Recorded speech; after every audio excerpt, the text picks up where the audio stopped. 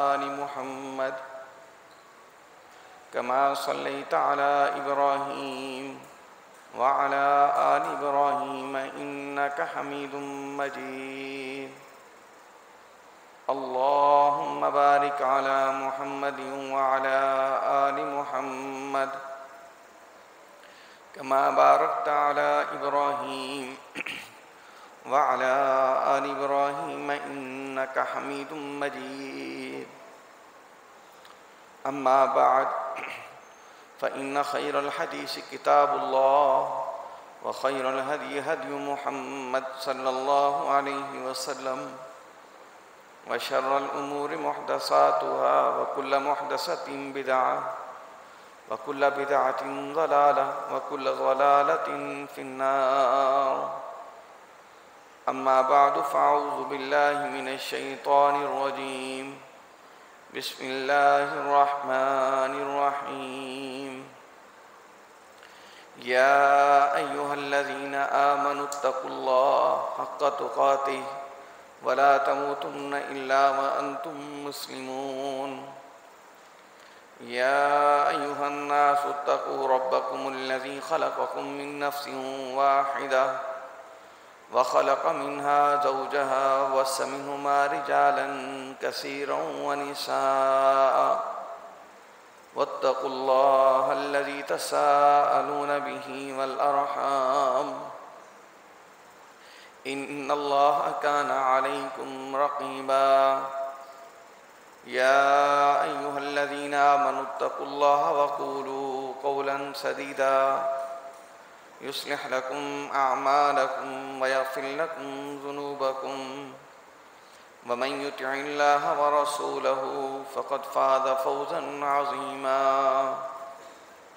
قال الله تبارك وتعالى في الكلام المجيد والفرقان الحميد. بسم الله الرحمن الرحيم. يا أيها الذين آمنوا إذا نودي للصلاة من يوم الجمعة فاسعوا إلى ذكر الله وذروا البيع ذلكم خير لكم إن كنتم تعلمون.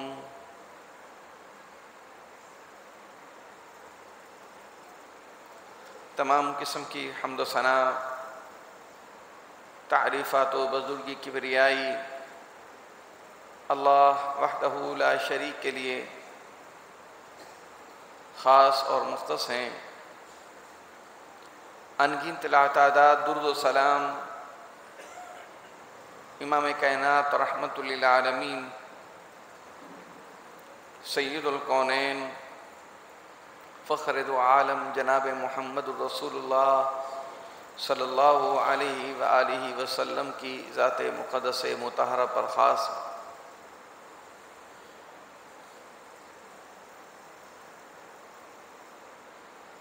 دین اسلام میں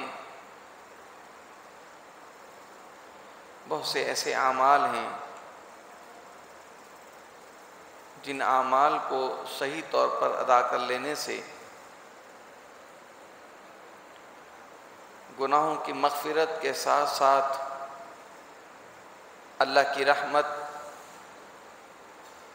اس کی رضا کو پانے کے ذرائع حاصل ہوتے ہیں.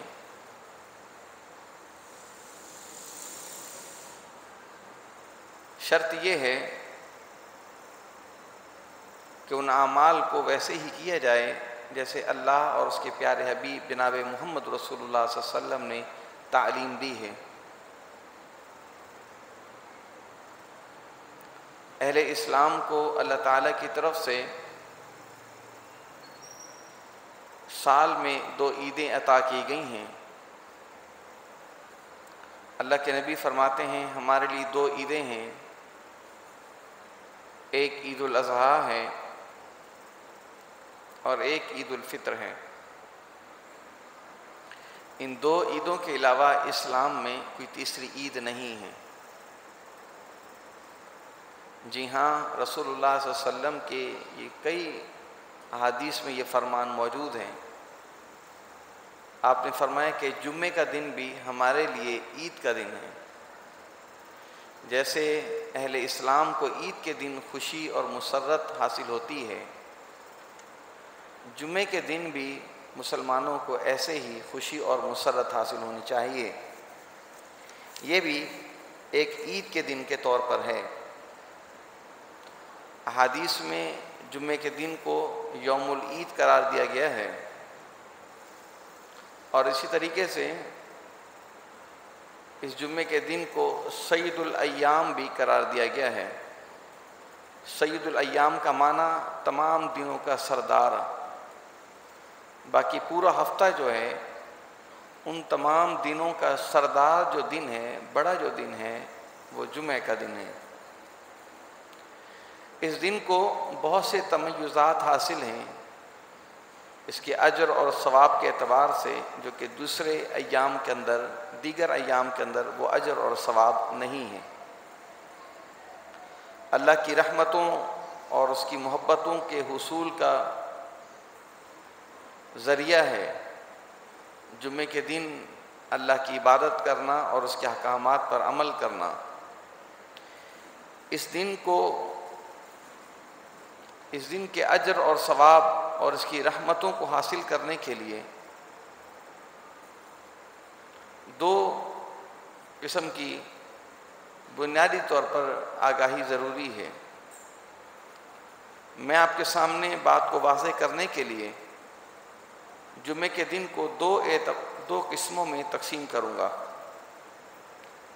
ایک جمعے سے قبل کے آداب اور معاملات، اور ایک جمعے کے بعد کے آداب اور معاملات۔ جمعے سے قبل جو آداب ہیں ان میں سے بنیادی جو عمل ہے، رسول اللہ صلی اللہ علیہ وسلم کی حدیث ہے، من غسل واغتسل وابتکر، فرمایا جس شخص نے غسل کیا، غسل کرایا، اور پھر اس نے جمعے کے لیے جلدی تیاری بھی کی، جمعے کے لیے جلدی روانہ ہوا، مسجد کا رخ کیا، اور مسجد میں داخل ہونے کے بعد ثم صلی ما قدر لہ، پھر اس نے نماز پڑھی جتنی اللہ نے اس کو توفیق دی، جتنا اس کا مقدر تھی، اس نے نماز کو بھی ادا کیا،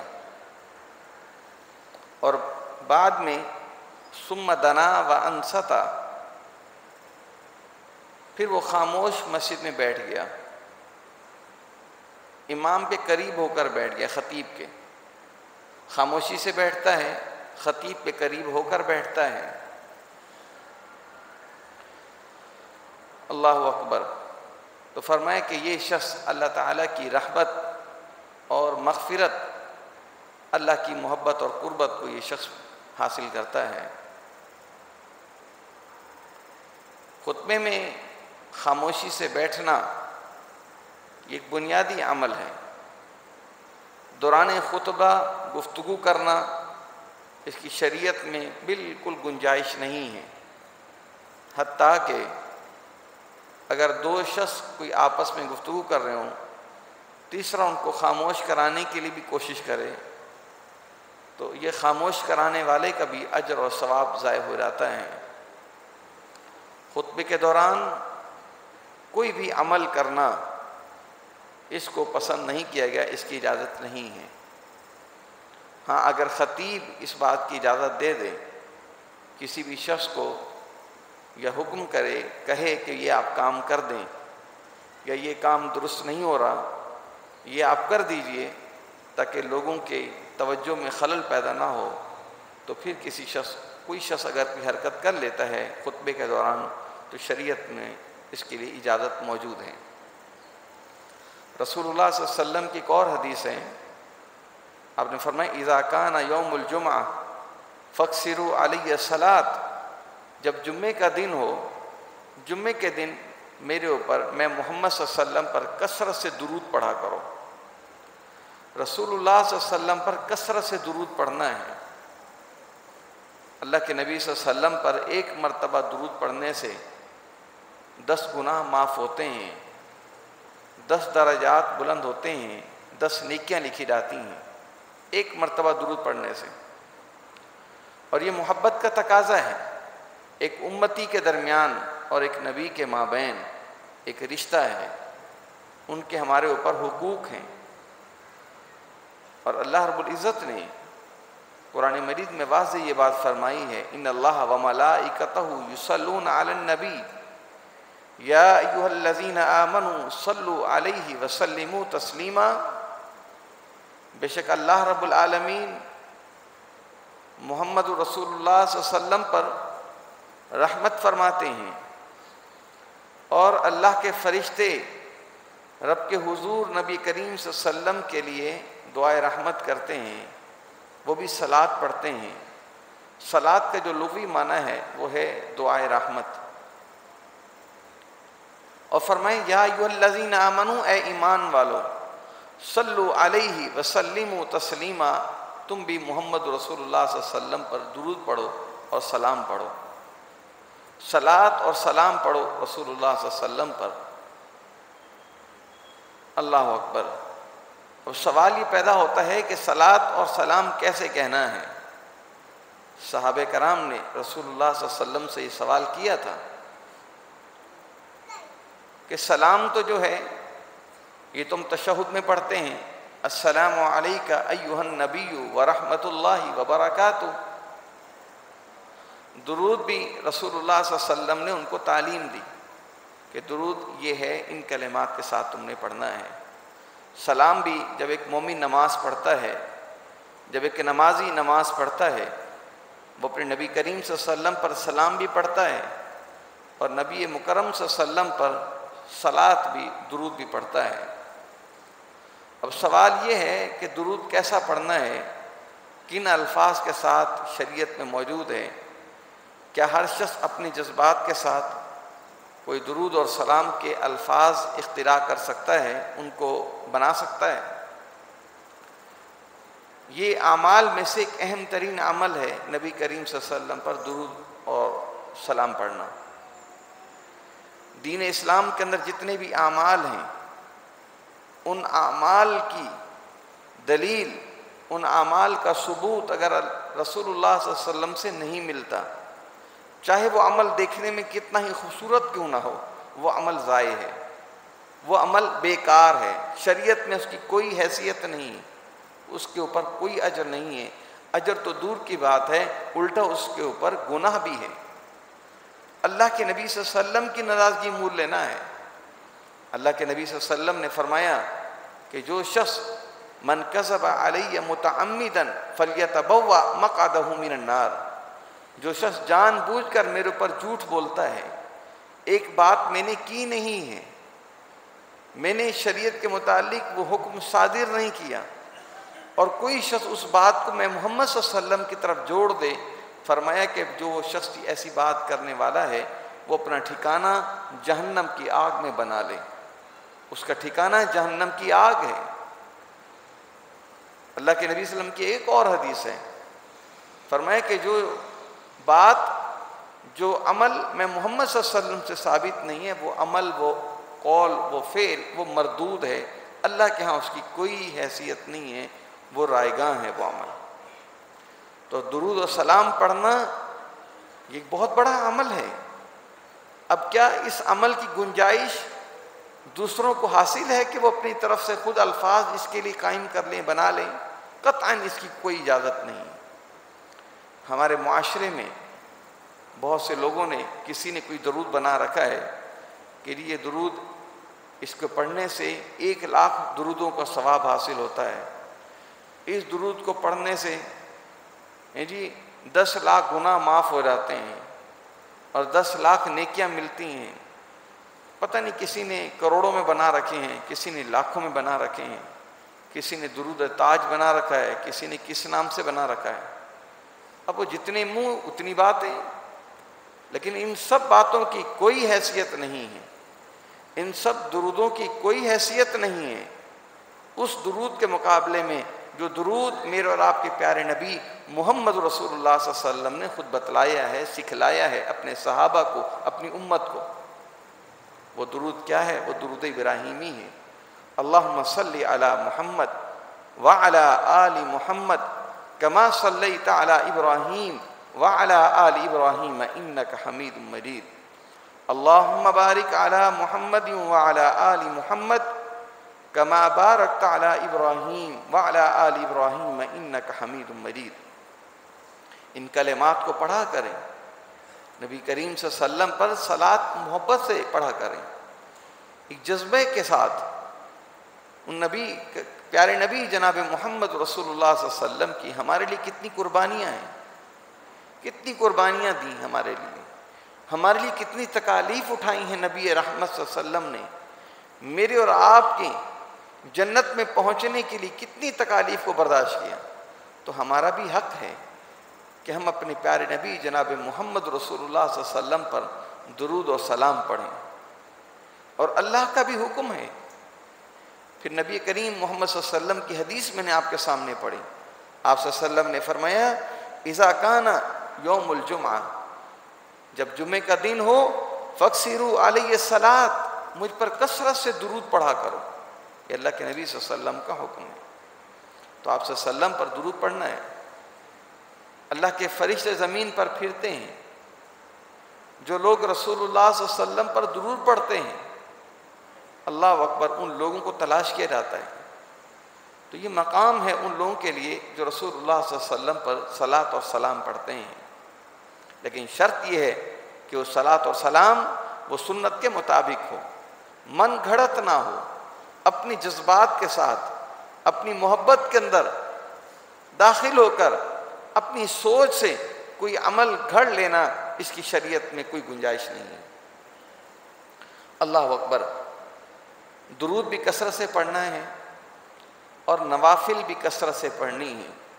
جو شخص جب مسجد میں ابتدائی وقت میں آتا ہے، بعض احباب یہ سوال کرتے ہیں، اور یہ سوال ہوتا ہے کہ زوال کا وقت، جس وقت میں نماز پڑھنا ممنوع ہے، زوال کے وقت میں نماز پڑھنا ممنوع ہے۔ اللہ کے نبی صلی اللہ علیہ وسلم کی حدیث ہے کہ سورج جب غروب ہو رہا ہو، سورج طلوع ہو رہا ہو، اور اسی طریقے سے جب سورج ڈھل رہا ہو، زوال کا جسے وقت کہتے ہیں، فرمایا اس وقت نماز نہ پڑھیں۔ 3 ساعات ہیں جن 3 گھڑیوں میں نماز پڑھنے کی ممانعت ہے۔ اسی طریقے سے فجر کے نماز کے بعد نوافل پڑھنے کی ممانعت ہے، عصر کی نماز کے بعد بھی نوافل پڑھنے کی ممانعت ہے۔ البتہ جمعے کے دن کے متعلق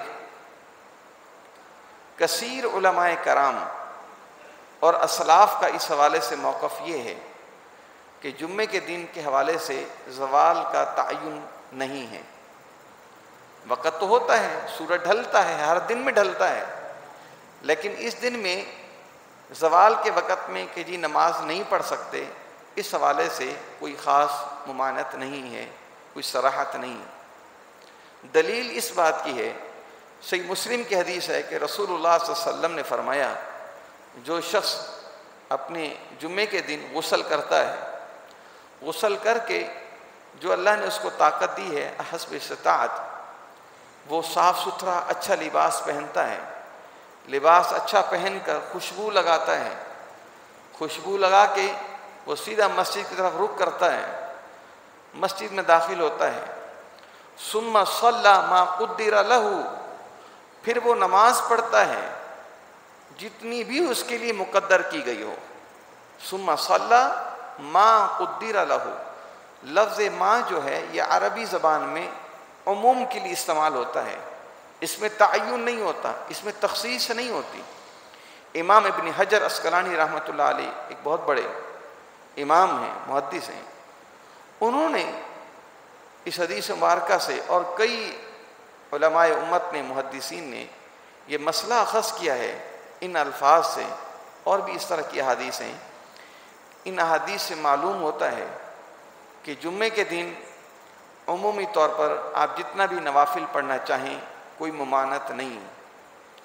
اس کے علاوہ بھی رسول اللہ صلی اللہ علیہ وسلم کے ایک صحابی کا عمل ملتا ہے، اللہ اکبر، مسند احمد کی حدیث ہے کہ 2 نوجوان ایک بوڑھے کو دیکھ رہے تھے کہ وہ بوڑھا شخص مسجد میں آیا اور کثرت سے نوافل پڑھ رہے ہیں، دو دو رکعت کر کے وہ بزرگ شخص نفل پڑھے جا رہے ہیں۔ بہت دیر تک اس بزرگ نے نوافل ادا کیے، اور ان دو نوجوانوں نے تبصرہ کیا کیا، دیکھو یہ بزرگ آیا، کوئی وقفہ نہیں کر رہا، مسلسل نوافل ہی پڑھے جا رہا ہے، نوافل ہی پڑھے جا رہا ہے، دو دو رکعت کر کے۔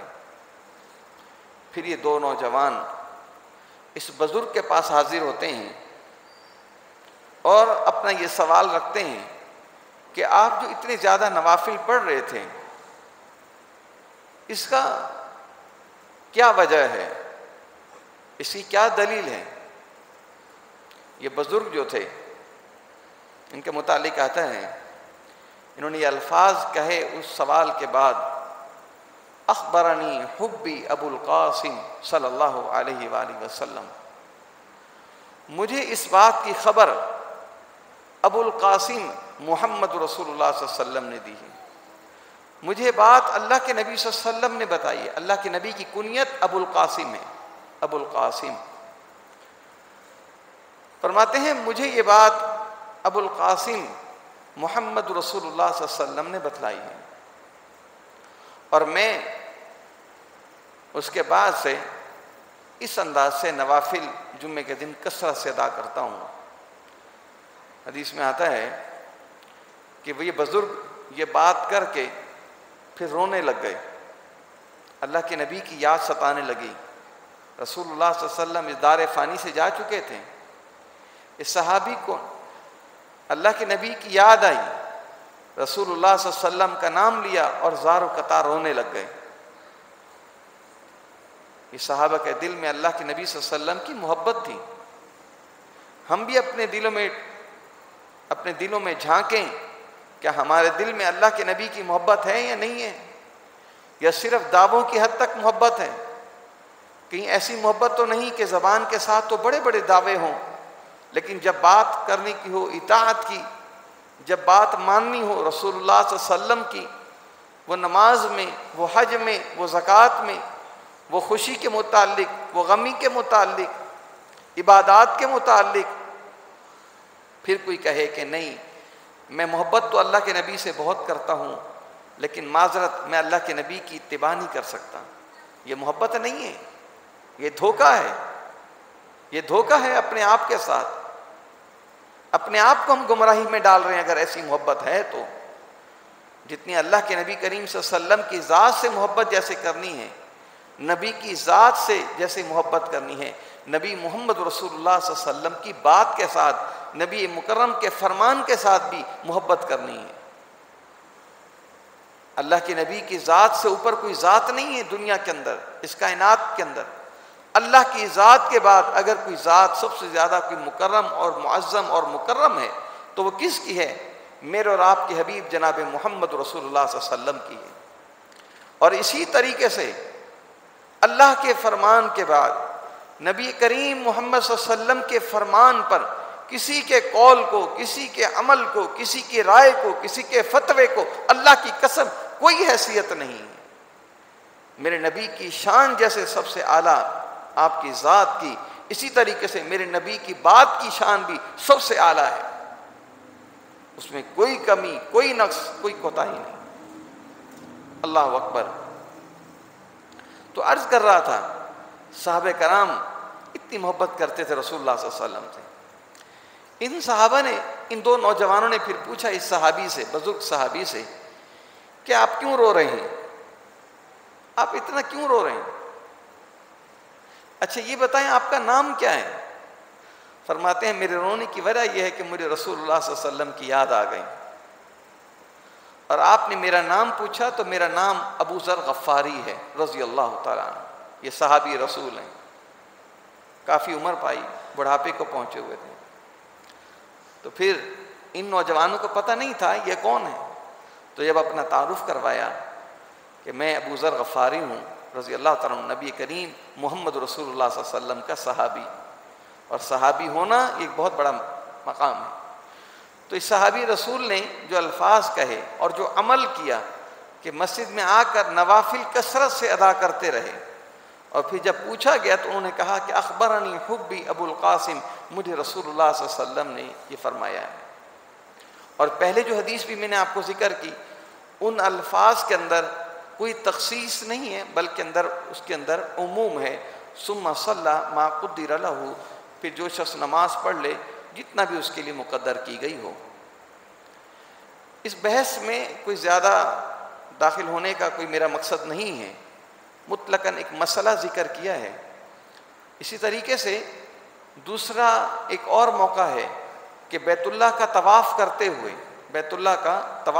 ہوئے وہاں پر بھی کوئی زوال کا معاملہ نہیں ہے۔ جب بھی احادیث میں عموم آتا ہے، جب بھی کوئی آئے اللہ کے گھر کا طواف کرے اور پھر طواف کے بعد 2 رکعت نماز ادا کرنی ہوتی ہے، وہ نماز ادا کریں، اللہ کے حضور دعائیں کریں۔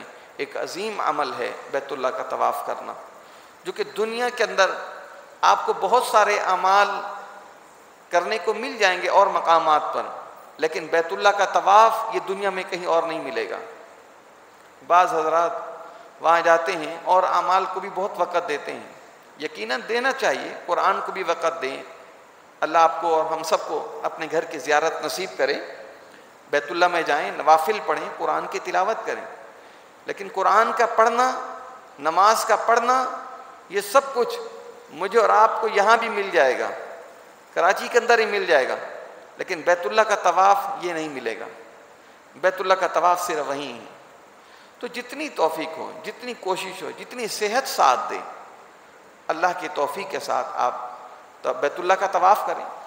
تو بیت اللہ کا طواف کرتے ہوئے بھی اور اس وقت طواف کے بعد 2 رکعت نماز ادا کرتے ہوئے بھی، اس وقت بھی زوال کے حوالے سے کوئی قید نہیں ہے، کوئی وقت ممنوع نہیں ہے۔ جب بھی آپ طواف کریں اور 2 رکعت پڑھ لیں، آپ کے لیے اجازت ہے۔ بعض اہل علم اس بات کی طرف گئے ہیں کہ اس میں احتیاط کرنی چاہیے۔ اگر کوئی احتیاط کرتا ہے تو اس میں کوئی حرج نہیں ہے، اور یہ کوئی اتنا زیادہ وقت بھی نہیں ہے، کوئی کہا جائے کہ جی بہت لمبا وقت ہوتا ہے، چند منٹ ہے، 7 سے 8 منٹ کا تقریباً دورانیہ ہوتا ہے۔ اگر کوئی احتیاط کرنا چاہتا ہے تو وہ احتیاط اختیار کر لے۔ یہ کہنا کہ جی احتیاط اختیار کر رہے ہیں آپ غلط کر رہے ہیں، تو قطعاً اس بات کی اجازت نہیں ہے۔ البتہ اصحاب رسول صلی اللہ علیہ وسلم نے، اسلاف نے، اہل علم نے رسول اللہ صلی اللہ علیہ وسلم کے ان عموم کے الفاظ سے، جس کے اندر کوئی ممانعت نہیں ہے، کوئی تخصیص نہیں ہے، مطلقاً الفاظ ہیں کہ جتنا بھی مقدر ہو، جو شخص آئے نوافل ادا کرے، اللہ کا ذکر کرے، تو ان الفاظ سے یہ مسئلہ اخذ کیا گیا ہے۔ تو لہٰذا مسجد میں جمعے کے دن آئیں، کثرت سے نوافل ادا کریں، اور خطیب کے قریب بیٹھنا چاہیے اور خاموش ہو کر بیٹھنا چاہیے۔ صحیح مسلم کی حدیث میں نے آپ کے سامنے ذکر کی، اس میں یہ بھی آتا ہے وہ 2 بندوں کے درمیان تفریق بھی نہ ڈالے۔ مثلا مسجد میں آیا ہے اور اب وہ بعد میں آیا، اب جو لوگ آگے بیٹھے ہوئے ہیں ان کی صفوں کو چیرتے ہوئے، ان کو کسی کو ادھر کیا کہ آپ ادھر ہو جاؤ، ادھر ہو جاؤ، اپنا راستہ بناتے ہوئے آگے نکل کر آنا، یہ جائز نہیں ہے۔ جہاں آپ کو جگہ مل جائے، بغیر کسی کو پریشان کیے، بغیر کسی کو خلل ڈالے، آپ آرام سے آ کر مسجد میں بیٹھ جائیں۔ یہ نہیں کہ میری حیثیت بڑی ہے، اب بچے بیٹھے ہیں پچھلی صفوں میں، ان کو بچوں کو ہٹا دیا جائے، خود آگے آ جائیں۔ اس طریقے سے بچوں کو بھی پیچھے دھکیلنا، بچوں کو بھی آگے بیٹھنا چاہیے تاکہ ان کی محبت ہو، شغف پیدا ہو۔ جو سمجھدار باشعور بچے ہیں ان میں دلچسپی پیدا ہو، دین کے ساتھ، دینی باتوں کے ساتھ ان کو بھی فہم حاصل ہو۔ تو لہٰذا مسجد میں آ کر صفوں کو چیر کر آگے آنا، کسی کو پیچھے دھکیل دینا، یہ جائز نہیں ہے۔ جہاں جگہ ملے وہاں آ کر بیٹھ جانا چاہیے۔ اللہ اکبر۔ اب جو اعمال ہیں، غسل ہے، اچھا لباس ہے، صاف ستھرا لباس، خوشبو لگا کر جلدی نکل کر آنا، دیر نہیں کرنی چاہیے۔ جمعے کے دن جلدی سے جلدی اللہ کے گھر کی طرف آنا چاہیے، اور سورۃ الکہف کی تلاوت کرنا، سورۃ الکہف کی تلاوت کا بھی اہتمام کرنا چاہیے، جس سے آج ہم مسلمان بہت زیادہ غافل ہیں۔ سورۃ الکہف کی تلاوت کا اہتمام کیا کریں اللہ کے لیے، اپنی اولادوں کو اس چیز کا شعور دیں۔ جمعے کے دن وقت پر پہنچے مسجد میں، پہلے آ کر بیٹھیں، سورۃ الکہف کی تلاوت کریں، اگر مجبوری ہو گئی پہلے نہیں آ سکے جمعے کے بعد پڑھ لیں، فجر کی نماز کے بعد بھی آپ سورۃ الکہف کی تلاوت کر سکتے ہیں، جمعے کا دن ہے وہ۔ تو معنی یہ ہے کہ جمعے کے دن سورۃ الکہف کا ضرور بھی ضرور احباب اہتمام کیا کریں، مائیں بہنیں بھی اس کا اہتمام کیا کریں، اپنے گھر کا ماحول بنائیں کہ آج جمعے کا دن ہے سورۃ الکہف پڑھیں، بیٹھا کریں، وقت دیا کریں، اللہ کے گھر میں جلدی پہنچیں۔ ان چیزوں کی پھر برکات حاصل ہوں گی ہمیں اور ہماری اولادوں کو انشاءاللہ۔ اللہ اکبر۔ اللہ کے فرشتے مسجد کے دروازے پر کھڑے ہوتے ہیں، رسول اللہ صلی اللہ علیہ وسلم کی حدیث ہے، یکتبون الاول فالاول، فرمایا وہ اللہ کے فرشتے دروازے پر کھڑے ہو جاتے ہیں، جو پہلے آتا ہے اس کا نام لکھتے ہیں، پھر جو اس کے بعد آتا ہے اس کا نام لکھتے ہیں۔ اللہ کے نبی صلی اللہ علیہ وسلم کی حدیث ہے، جو شخص پہلے وقت میں مسجد میں آ پہنچتا ہے، فرمایا اس کو اونٹ کا اللہ کے راستے میں اونٹ قربان کرنے کا اللہ تعالیٰ اس کو ثواب عطا کرتے ہیں، گویا کہ اس شخص نے اللہ کے راستے میں اونٹ صدقہ کیا۔ کتنی بڑی نیکی ہے۔ ہم میں سے کتنے ایسے لوگ ہیں جو یہ عمل نہیں کر پاتے؟ جی پورا کا پورا جانور خرید کے اللہ کے راستے میں تقسیم کر دینا، لیکن اللہ نے یہ مجھے اور آپ کو یہ نعمت، یہ اجر حاصل کرنے کا ہر جمعے موقع دیا ہے۔ ہم بعض اوقات ظاہری اعمال کی طرف جاتے ہیں، اور اللہ کے نبی صلی اللہ علیہ وسلم نے فرمایا جو شخص دوسری گھڑی میں آتا ہے، دوسری گھڑی میں، تو فرمایا کہ اس کے لیے اجر جو ہے اللہ اکبر وہ گائے کا ہے، کہ گویا کہ اس شخص نے اللہ کے راستے میں گائے قربان کی۔ پھر اسی طریقے سے ثواب آگے بڑھتا ہے، مینڈے تک آتا ہے، مرغی تک آتا ہے، پھر انڈے تک آتا ہے، کہ جیسے جیسے ایک شخص پیچھے پیچھے آتا جائے گا اس کا ثواب اسی اعتبار سے کم ہوتا جاتا ہے۔ آپ گائے کا ثواب رکھ لیجیے، جی گائے کی قربانی کرنا کوئی معمولی کام ہے، اللہ کے راستے میں اس کو خرچ کرنا، اللہ کی رضا کے لیے اس کو قربان کرنا بہت بڑا عمل ہے، اور یہ اللہ نے ہر جمعے مجھے اور آپ کو نصیب کیا ہے۔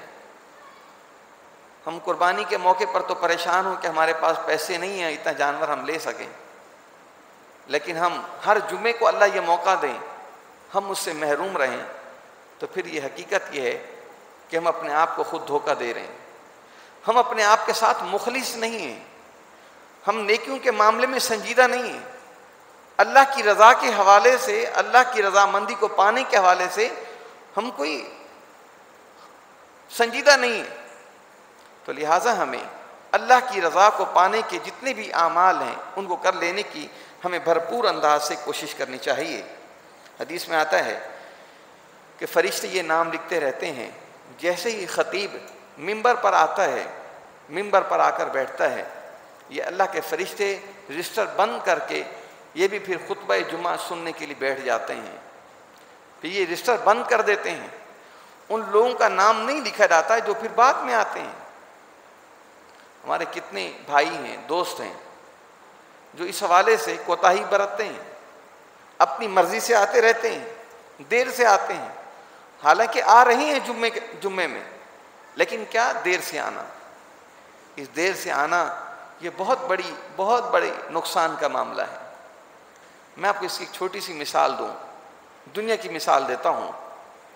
جیسا کہ ایک اسکول ہو، ایک ادارہ ہو، کالج ہو، وہاں پر ایک وقت ہے مقرر کہ صبح جو حاضری کا ٹائم ہے، حاضری کا ٹائم 8 بجے کا ہے۔ اب کوئی بچہ 8:15 بجے اسکول میں جا حاضر ہوتا ہے، حاضری ہو چکی ہے، وہ بچہ 8:15 بجے 8:30 بجے پہنچتا ہے، وہ تمام پیریڈ میں حاضر رہتا ہے اور تمام پیریڈ وہ توجہ سے سنتا ہے، بیٹھتا ہے کلاسوں کے اندر، حاضر رہتا ہے سارا دن۔ چھٹی جب ہوتی ہے وہ اسکول کے ٹائم پر ہی چھٹی کر کے اسکول سے نکلتا ہے، لیکن حاضری کے وقت پر چونکہ نہیں تھا، جب یہ چند دن ایسے غیر حاضری کرتا ہے، اسکول کی انتظامیہ، ادارے کی انتظامیہ والدین کو متنبہ کرتے ہیں کہ آپ کا بچہ مستقل غیر حاضر رہتا ہے۔ وہ کہتے ہیں بچہ تو روزانہ آتا ہے، آپ کیسے کہتے ہیں غیر حاضر ہے؟ بچہ نہیں آتا، آپ کا حاضری کے وقت نہیں ہوتا۔ اب جو حاضری کی وقت نہیں ہے اس کا نام نہیں لکھا جاتا۔ اسی انداز سے حدیث میں واضح ہے کہ اللہ کے فرشتے نام لکھتے ہیں رجسٹر میں، حاضریاں لگاتے ہیں۔ اب جو آ رہا ہے ترتیب وار ہر ایک کا نام بھی لکھا جاتا ہے، لیکن جب خطبہ جمعہ شروع ہوتا ہے وہ فرشتے رجسٹر بند کر کے اب وہ بھی جمعہ سن رہے ہیں۔ اب آپ خود سوچیں، میں اور آپ گھر سے نکلیں لیکن تھوڑی سی سستی کی وجہ سے، چند منٹ لیٹ آنے کی وجہ سے، بعض حضرات 2 منٹ، کوئی 5 منٹ، کوئی 10 منٹ، بعض حضرات تو بالکل آخر میں آتے ہیں کہ جی ہم نماز پڑھ کر آ جائیں۔ اللہ اکبر، یہ عمل اچھا نہیں ہے۔ آپ نے آنا ہے تو 5 منٹ جلدی آ جائیں، 5 منٹ کیا آنا، کوشش کریں۔ اگر وقت ہے، مجبوری نہیں ہے، کوئی عذر نہیں ہے تو جلدی سے جلدی مسجد میں آ کر بیٹھیں، کثرت سے نوافل پڑھیں، سورۃ الکہف پڑھیں۔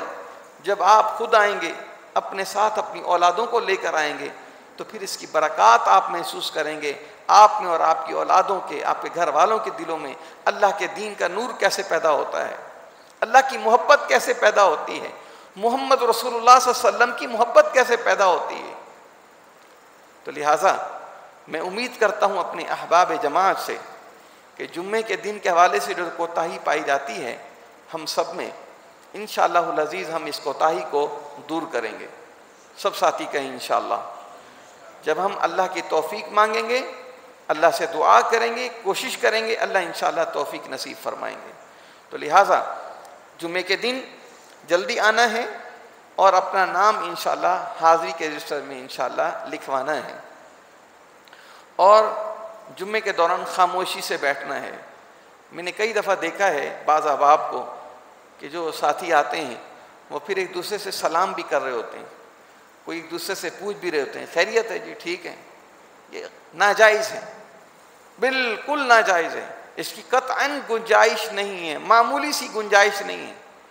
ایسا جو بندہ ہے جو گفتگو کرتا ہے خطبے کے دوران آ کر کسی سے، ایک وہ اپنا عمل ضائع کر رہا ہے، اپنا اجر ضائع کرتا ہے، اور اس کے ساتھ ساتھ دوسرے کا ثواب بھی ضائع کر رہا ہوتا ہے۔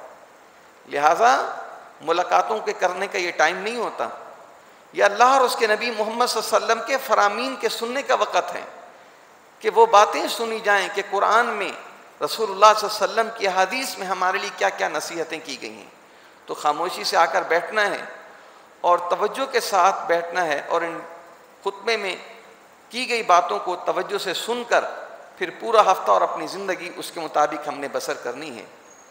جمعے کا جو جتنا بھی وقت ہے یہ اللہ کے ذکر میں ہم نے صرف کرنا ہے، کثیر وقت اللہ کو دینا ہے، وہ خالق اور وہ مالک جس نے ہمیں سب کچھ عطا کیا، ماں باپ جیسی نعمتیں دیں، اولاد دی، اللہ نے رزق دیا، اللہ نے صحت دی، نعمتیں دیں بے شمار اللہ نے اپنی، ہمیں اللہ کا شکریہ ادا کرنا چاہیے۔ اور جمعے کی ادائیگی کے بعد سنتیں مسجد میں پڑھنا چاہیں پڑھ سکتے ہیں، گھر میں پڑھ لیں وہ بھی احسن عمل ہے، گھر پر بھی آپ ادا کر سکتے ہیں۔ اور جمعے کے بعد خاموشی سے جانا ہے، آنا ہے بغیر کسی کو تکلیف دیے، بغیر کسی کو ایذا دیے، خاموشی کے ساتھ آنا ہے، اور جمعے کے بعد خاموشی سے اپنے گھر کی طرف جانا ہے۔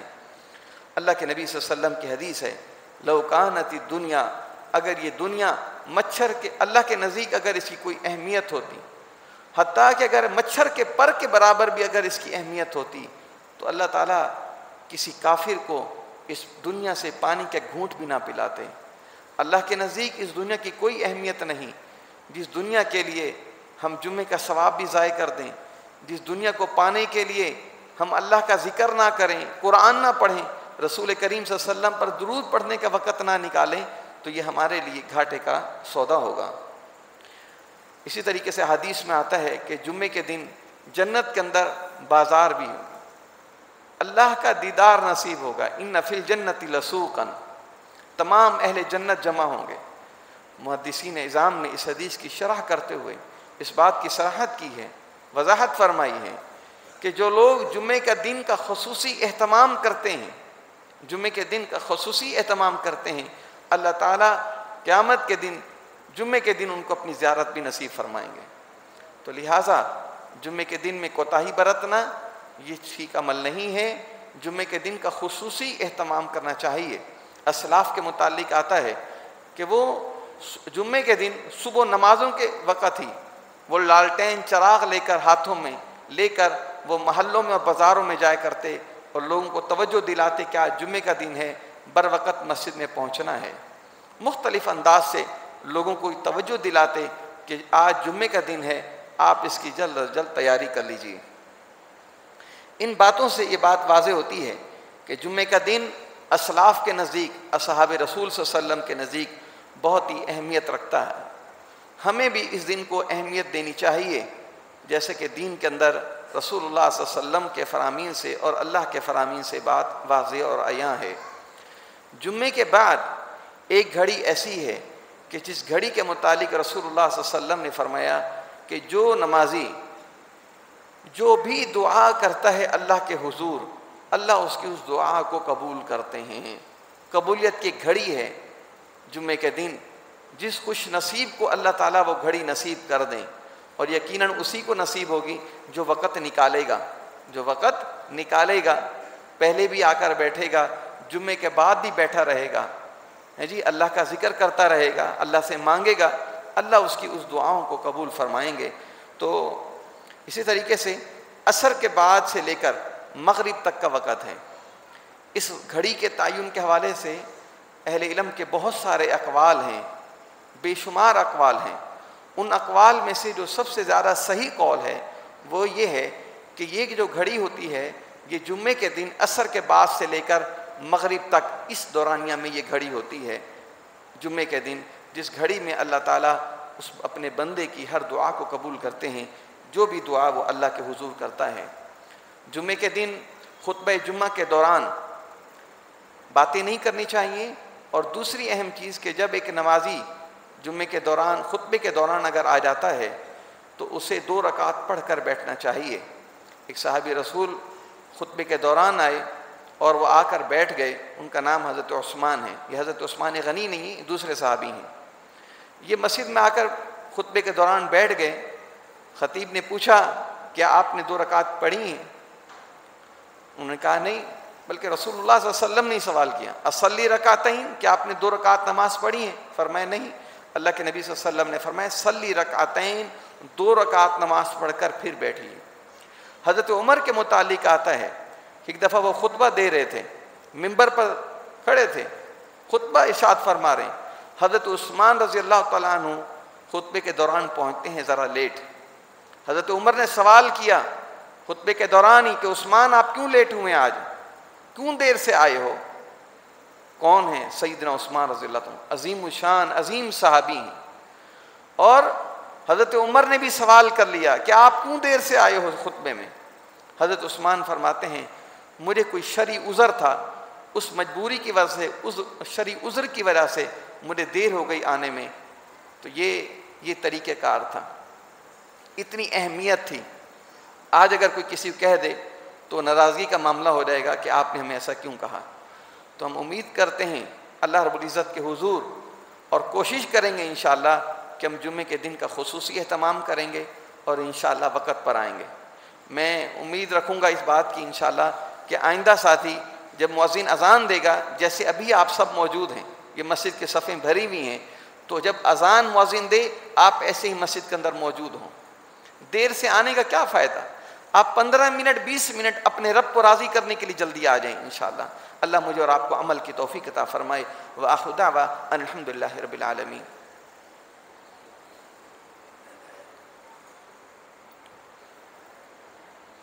الحمدللہ نحمده ونستعینه ونستغفره ونؤمن به ونتوکل علیہ ونعوذ باللہ من شرور انفسنا ومن سیئات اعمالنا من يهده الله فلا مضل له ومن يضلل فلا هادي له ونشهد ان لا اله الا الله وحده لا شریک له ونشهد ان محمدا عبده ورسوله۔ بعض حضرات دیر سے آئی ہیں، ہمیں درد دل ہوتا ہے، اس درد دل کے پیش نظر یہ بات دوبارہ عرض کر دوں۔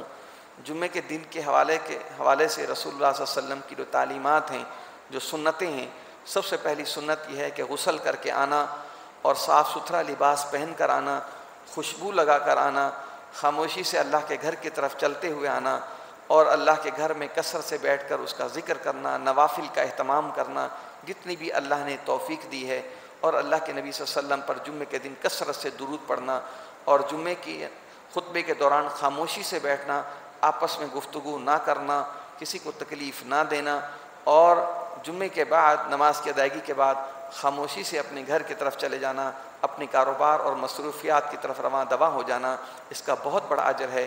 رسول اللہ صلی اللہ علیہ وسلم نے فرمایا جو شخص ان سنتوں کا اہتمام کرتے ہوئے جمعے کو ادا کرتا ہے، اللہ رب العزت پورے ہفتے کے گناہ اس کے معاف کر دیتے ہیں، پورے ہفتے کی نیکیاں، فرمایا کہ مزید اللہ 3 دن اور کا بھی اضافہ کر دیتے ہیں، 10 دن کی نیکیاں اللہ اسے کھاتے میں لکھ دیتے ہیں، 10 دنوں کے گناہ اللہ تعالیٰ اس شخص کے معاف کر دیتے ہیں جو شخص جمعے کا دن کا اہتمام کرتا ہے۔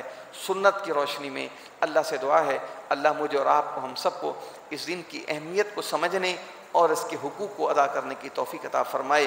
ربنا لا تؤاخذنا ان نسینا او اخطأنا ربنا ولا تحمل علينا اصرا كما حملته على الذين من قبلنا ربنا ولا تحملنا ما لا طاقة لنا به واعف عنا واغفر لنا وارحمنا انت مولانا فانصرنا على القوم الكافرين ان الله يأمر بالعدل والإحسان وإيتاء ذي القربى وينهى عن الفحشاء والمنكر والبغي يعظكم لعلكم تذكرون۔